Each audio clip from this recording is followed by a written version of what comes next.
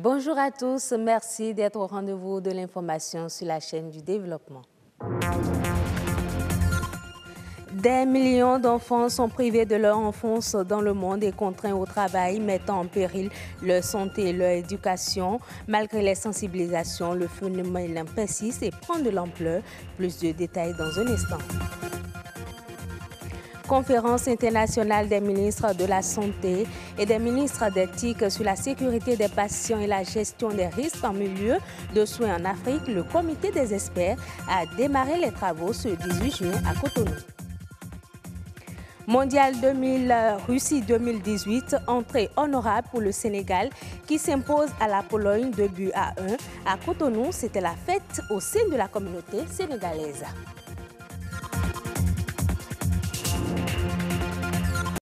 Le travail des enfants est l'un des principaux obstacles à leur éducation, un fléau qui prend de l'ampleur malgré les nombreuses luttes menées et les sensibilisations au niveau des États et des organismes internationaux. Bénédicte Bossou, Jennifer Sativi.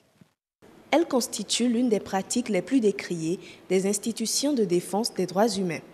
Le travail des enfants a de tout temps été considéré comme un abus envers les êtres les plus vulnérables.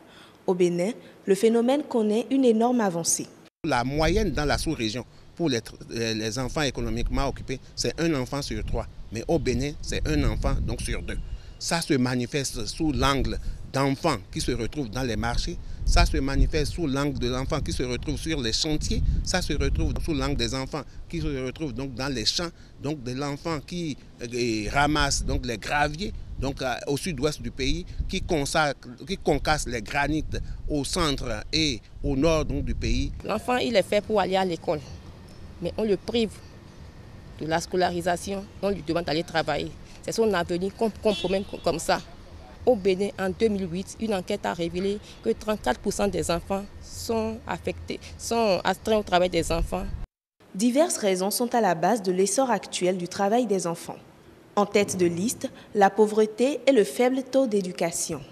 Au lieu que les parents prennent en charge les enfants, ce sont plutôt les enfants qui font travail, qui gagnent un salaire et surviennent aux besoins de la famille. Il y a aussi la défaillance du système scolaire. En dehors de cela, c'est que les employeurs recherchent la main-d'œuvre bon marché. Donc les enfants, avec un peu de sous, on peut les recruter.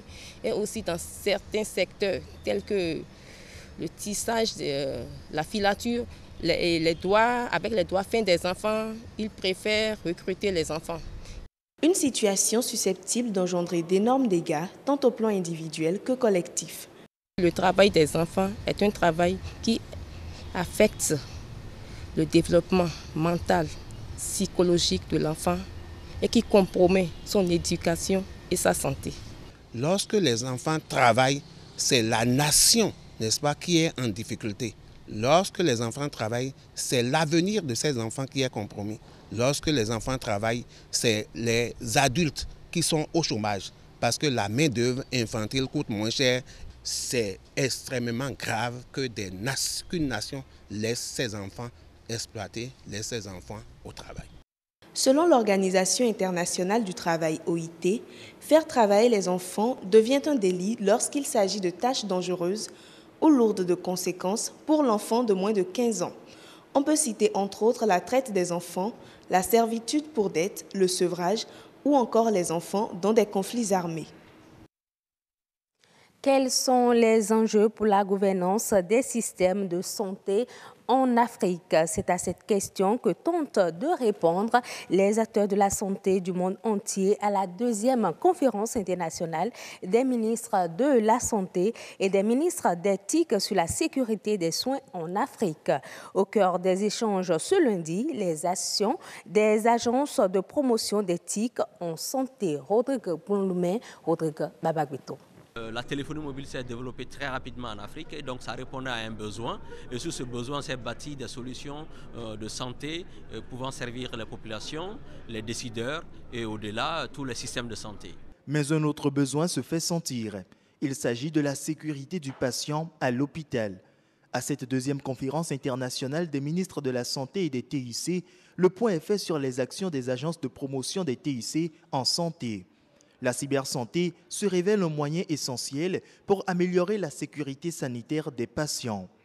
Le e-santé, le numérique aujourd'hui, c'est important. Les liaisons entre hôpitaux, entre l'hôpital de zone de Banikwara et le CNHU, on peut les développer on peut faire des échanges pour arriver à des diagnostics plus précis.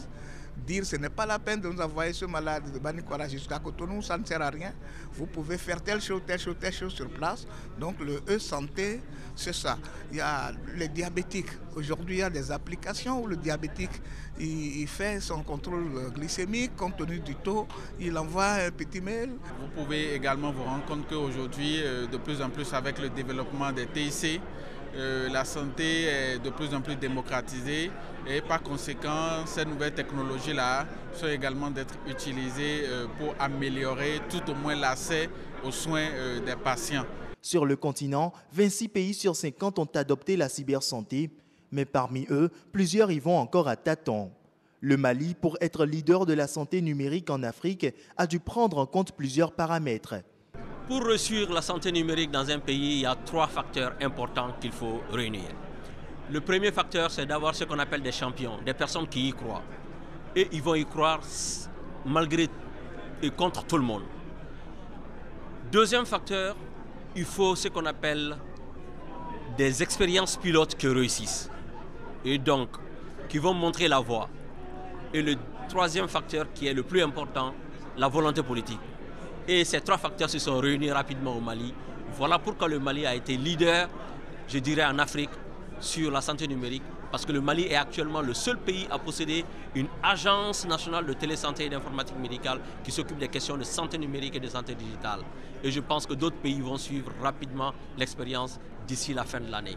Mais il faut dire que cette stratégie souvent doit être ancrée dans une stratégie globale du pays numérique. Le Sénégal, par exemple, parle de Sénégal numérisé.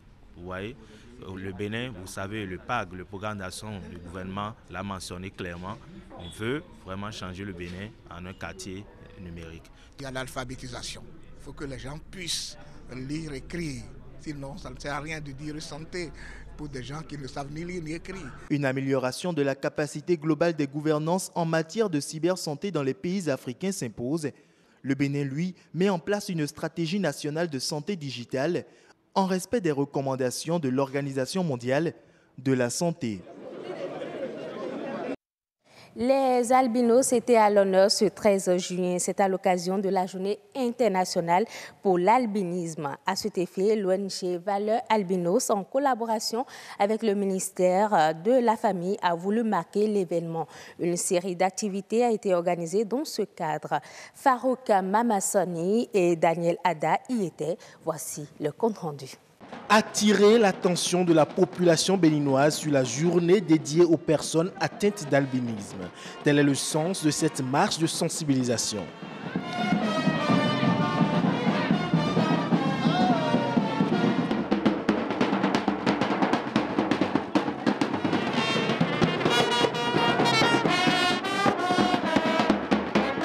Une journée consacrée aux personnes atteintes de cette maladie de la peau pour dire non au traitement à eux infligé. L'initiative de l'ONG Valeurs Albinos vise à combattre toute forme de discrimination à l'égard des personnes atteintes d'albinisme. C'est un sacerdoce en fait. Montrer que ces personnes atteintes de l'albinisme viennent de nous. Nous, parce qu'ils ne viennent pas des arbres. Et montrer que 2 personnes noires fait naître une personne blanche. Beaucoup voient des superstitions en cela, mais pour nous, il faudrait sensibiliser, montrer que ces personnes ne sont pas des génies, des fétiches venant de l'eau et autres, comme on le dit communément dans nos langues. Après la marche, place aux activités culturelles dont la projection du court-métrage Luna, un film qui retrace l'histoire d'une jeune fille albinos marginalisée par sa famille et persécutée par sa société à cause de sa maladie. Le film, c'est la réalité que vivent au quotidien ces personnes. Je suis parfois obligée de prendre mon bâton de pèlerin, aller dans des institutions où beaucoup me voient souvent à la télévision, je dis bon, tel a tel profil. C'est vrai, vous l'avez refusé, mais il a ce profil-là. D'autres disent, Nous ne voulons pas l'accepter, pas parce qu'il n'est pas intelligent, mais parce qu'il est personne atteinte de l'albinisme. Et nous ne voulons pas dans notre entreprise parce que ça risque de diminuer notre chiffre d'affaires. Toutes ces superstitions, nous essayons de sensibiliser ces promoteurs d'entreprises et autres. Et d'aucuns acceptent. Moi, j'ai des exemples de mes personnes atteintes de l'albinisme. Je suis allée m'asseoir même dans des écoles qui les ont acceptées parce que j'ai été un avant-garde. Ils ont dit, mais comme c'est vous leur maman, nous les acceptons. Et ils ont pris certains comme ça. Mise sous le thème « Faisons briller notre lumière sur le monde », la Journée internationale pour l'albinisme donne l'occasion de manifester contre la discrimination et la stigmatisation des personnes vivant avec l'albinisme. L'albinisme étant une anomalie génétique qui peut frapper n'importe quel individu. Merci donc à Uvaïus Balogun. Parlons football à présent avec cette entrée réussie pour le Sénégal à cette Coupe du Monde Russie 2018. Les Lions de la Teranga ont battu hier la Pologne 2-1. À Cotonou, la communauté sénégalaise s'est fortement mobilisée pour suivre cette rencontre. Retour sur un après-midi euphorique avec Christian Devouchi et Arman Amégan. Squagbeto, quartier réputé le plus sénégalais de Cotonou. 15h30, la pression monte. Ce drapeau accroché à ce hangar tient lieu de signal. Comme pour dire qu'ici, on est dans la tanière des lions. Les pronostics vont d'ailleurs bon train.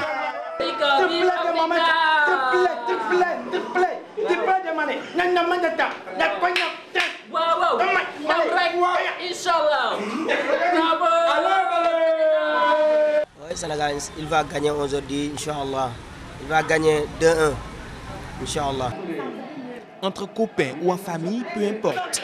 L'essentiel pour eux est de ne rater aucune minute du premier match des Lions en Coupe du Monde, 16 ans après leur dernière participation. Et visiblement, l'entame du match du Sénégal est tonitruante, de quoi gargariser les supporters.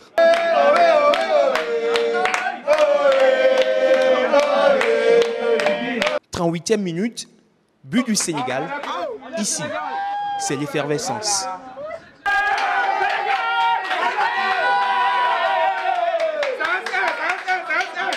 Le score reste inchangé à la mi-temps et maintenant plus que jamais, ils y croient dur comme fer. On est là et on est là derrière les Lions aussi là. On est là pour toute l'Afrique. Ouais, vive le Sénégal! Allez les Lions! Du retour de la pause, le Sénégal corse l'addition. Mbaye Niang décuple l'espoir de tout un continent. Même seul, on jubile. Bon, deuxième but, c'est fini. 2-0. 2-0. Ici, on voit déjà la victoire avant la fin. Mais le but polonais de la 86e minute va refroidir quelque peu les ardeurs et semer le doute. Les yeux des uns deviennent hagards. D'autres préfèrent se gratter la tête. Les 5 minutes restantes sont plus qu'une éternité à leurs yeux. Le coup de sifflet final de l'arbitre sonne donc comme une délivrance.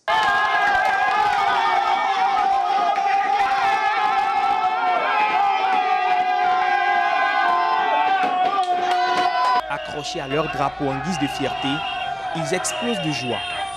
Même à 9000 km de la Russie, ils veulent se faire entendre des lions qui viennent de faire leur première victime dans la compétition.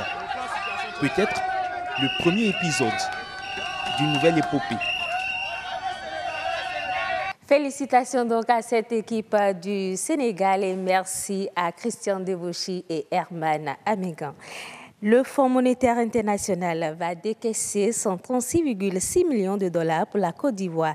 Cette décision a été prise au cours du conseil d'administration de l'institution tenu à Washington et fait suite aux bonnes performances obtenues par le pays dans plusieurs secteurs d'activité. Ce financement représente la première tranche de 2 accords triennaux de près de 900 millions de dollars soutenus par une facilité, un mécanisme élargi de crédit. Le fonds n'a pas aussi manqué de faire des recommandations à l'État ivoirien.